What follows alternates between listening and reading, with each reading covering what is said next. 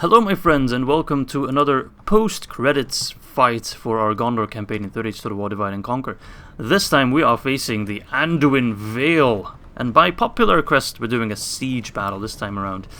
So originally I wanted to go for, we captured Bjorn's Hall and now the Bjornlings, they want their revenge, so they try to reclaim it.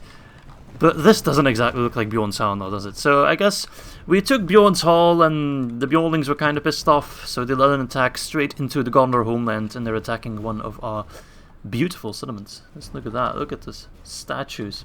Absolutely one of the most beautiful settlements I think I've ever fought in. Alright, so we are of course in version 4, so the units might look a bit different than what you're used to. The Gondor Militia, for example, have a different icon. But I'm pretty sure they still look the same, although I also have a different hauberk, I think that's called. The armor you wear, well, the kind of cloth you wear over your chainmail.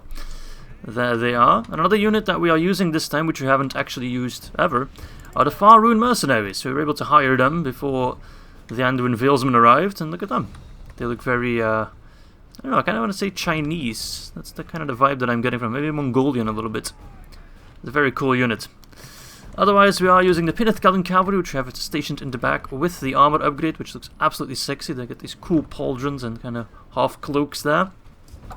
The Minas Ithil Guardians, Sons of Numenor, those kind of new units that we haven't actually used that many times before.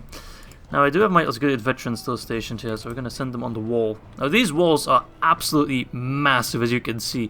These guys are all stretched like one thin line. Same here, that's 2 units of Gondor archers and they barely take up any space on the wall. Just firing their beautiful dark wooden bows.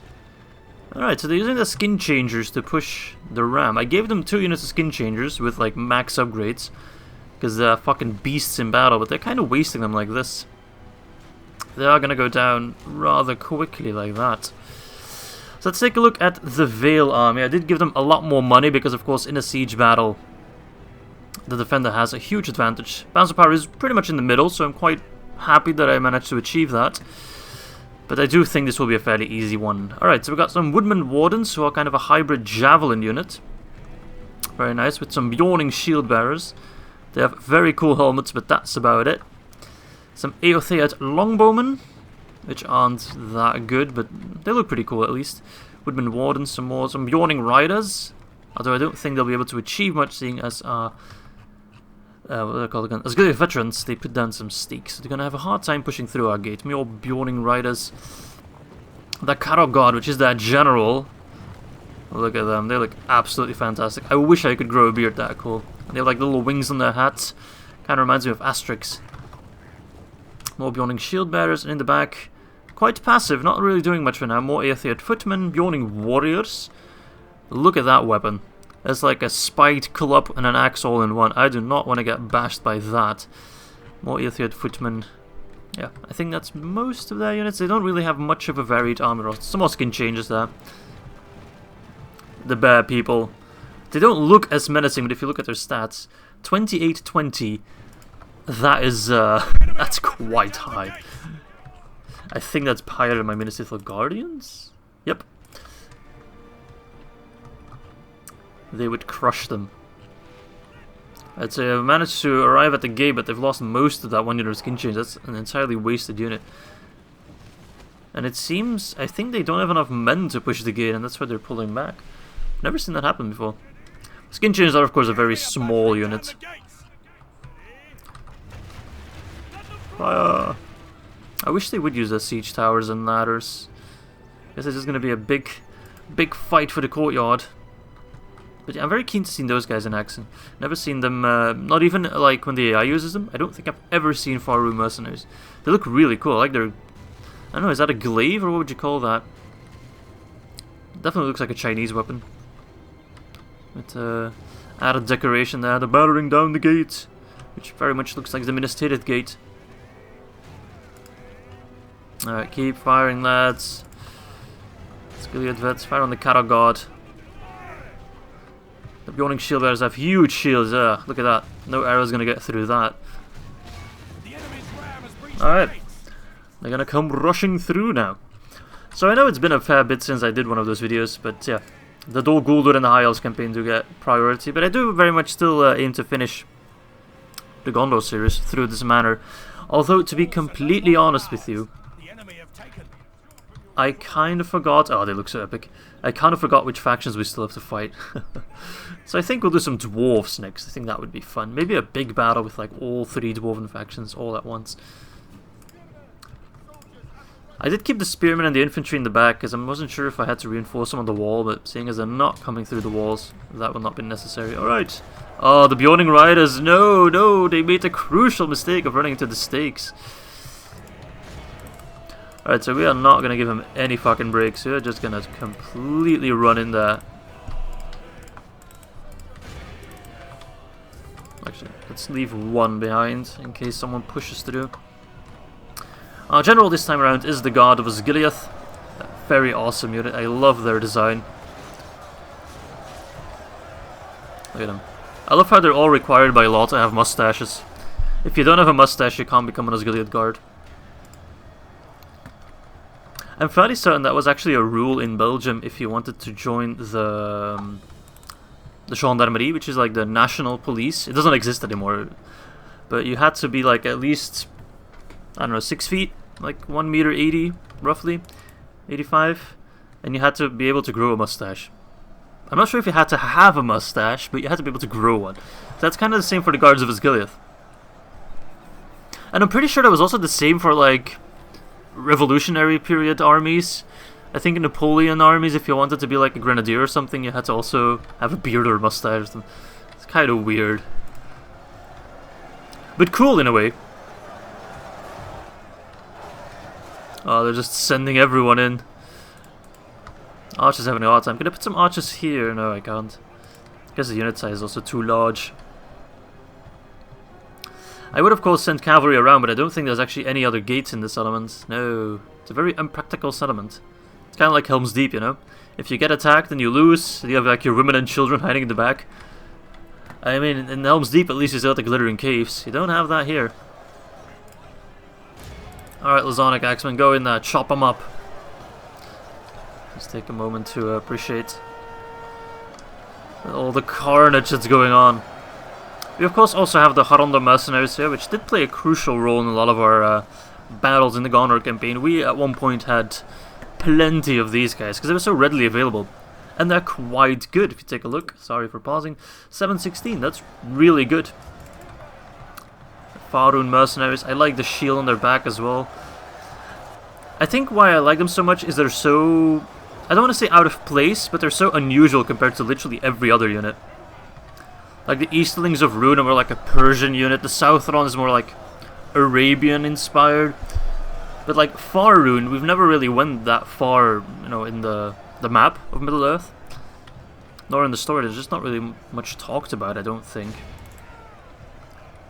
So I kind of always wonder, you know, what's south of Harad, what's east of Rhûn? I'm sure Middle-earth is much larger than what we see. But Rhûn and Harad's already treated like such a distant land and stuff we don't know much about and whatever. But then you have these guys. Let's start to wonder. Ah, we're crushing them. We just completely outclassed the Anduin Vale.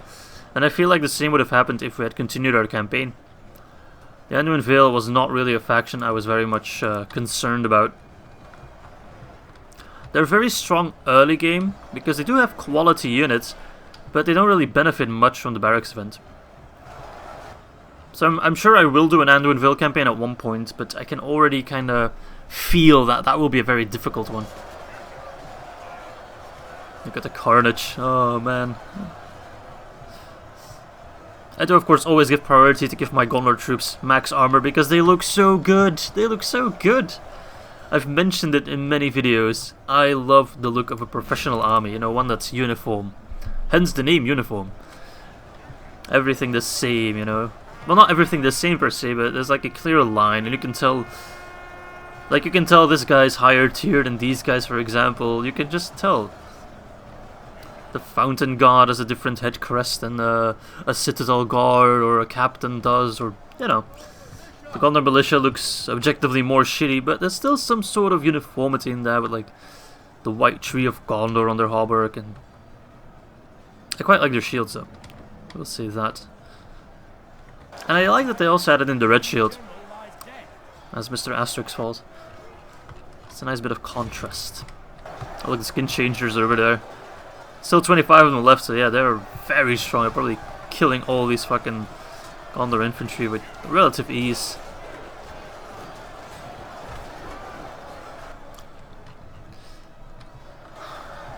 I love how they're not wearing any shirts either. If you're on a battlefield, your least concern is a guy that looks like that. That's your least concern. Medium concern is a guy that looks like that. Just decked out in armor. Most concern is a guy that looks like fucking that with no shirt on. That you need to fucking run away. Oh, is that our Minnesota Guardians? What did they do? Come on. That's the same in like Dark Souls, for example. Don't be scared of the guy in full plate armor. Be scared of the guy running around with no clothes on. Because they will fuck your shit up like no one else does. So yeah, just a big old messy battle, but yeah, I expected them to use the siege towers, but they're still kind of like oh, they got their ladders stuck. This feels like a fucking Laurel and Hardy sketch. Beyonding Warriors, they could really be useful in the fucking battle, because they are very much a shock infantry unit. But they will come too late. Captain Fostred has already fallen. Just look at the pile of horses, man. I guess we're eating horse meat tonight. Alright, we are completely surrounded. Let's speed things up a little bit. And completely enveloped. The Minnesota Guardians chopping in the back. That's like their preferred territory, you know. They don't want to be much on the front, but in a flank, they can just look at the circle getting smaller and smaller. Even the skin change is starting to fall. And they also have lost heart to fight.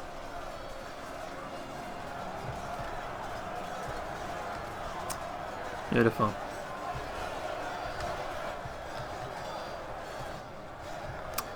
Beautiful.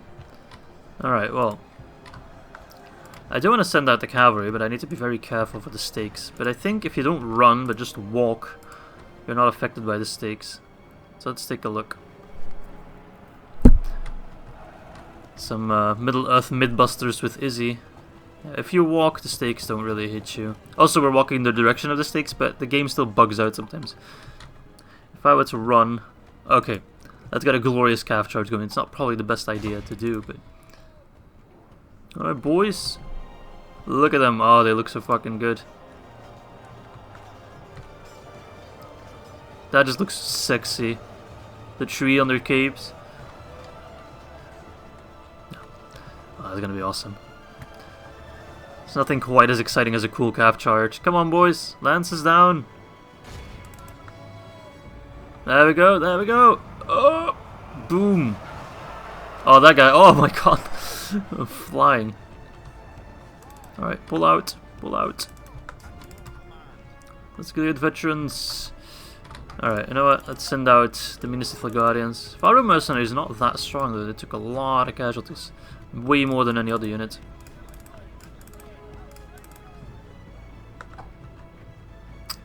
So how did we do? Well, we killed a fair bit. We lost a fair bit as well. These guys might actually be skilled against mounts. No, they're not. They frighten nearby enemy infantry. Pretty scary. Let's charge them again because I love calf charges. As our troops sally out to meet their attackers. The Minas Ithla Guardians leading the pack. Oh, look at them. They look awesome. Alright, the Atheat footmen should fall pretty easily. The calves coming in. Oh, they don't see it coming. Oh god. They should hear them yelling though. Oh my god. Brutal. It looks brutal, but it doesn't actually do that much damage to the unit. Well, actually, I think it lost about 30 in that one, so that's not too bad. Infantry charge. Doesn't have the same weight to it, at least these guys are... they're running so slow, probably because they're so heavily armored. Charge, lads! You know you're in trouble when you're using your claymore as a spear. Just shanking motherfuckers. Alright, Gondor infantry, Gondor infantry. Where are my Lozanic axemen? There they are.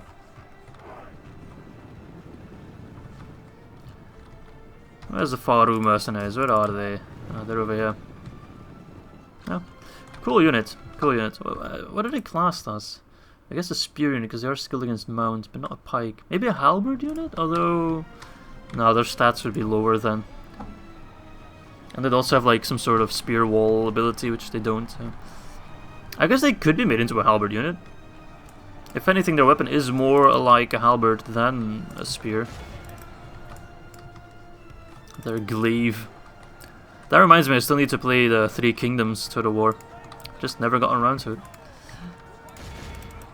Maybe if it's on sale soon. Have you guys played Three Kingdoms? I do wonder.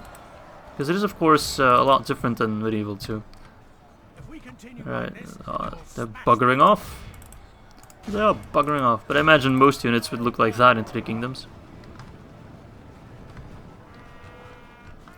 But sadly, I do not know much about Chinese history. And with not much, I mean absolutely nothing. Hammer and anvil, baby. Oh, yeah. Nice. Very nice. That fucked. Yeah, I think that is the end of the Anduin Vale. The last hurrah did not succeed. I think they kind of expected it as well. I think they just wanted to go out in a battle. Take revenge for the sacking of Bjorn's Hall. There we go. Let's take a look at the stats. So actually, they came in with less numbers. I did give both armies a full stack, but these guys had a lot more, what's the word I'm looking for? More armor. Well, we already have max armor, but they also had max armor for every unit, max weaponry, and mostly max stats. I gave them about 25,000 more gold than us. So it was roughly a 50-75 split. But we still had more units, probably because they had some smaller units in there. So who did the most damage? Gods of Osgiliath doing quite a ton. But who do we have here? Ah, the Sons of Numenor. Minas Ithil Guardians as well. 334. That is really high for 57 losses. Faerûn Mercenaries. They also lost a lot. So they kind of held their own-ish. They also healed Archangel. So they were pretty much the first ones to fall. I guess they were also on the front line, so it makes sense. Alright. There we go. So, that's the Anduin Vale taken care of. Like I said in the video already, next battle we will fight against the Dwarves, and I will try to do kind of like a battle royale. We'll fight all three Dwarven factions at the same time. I think that would be quite exciting. Alright, thanks for watching. Hope to catch you next time. Bye bye!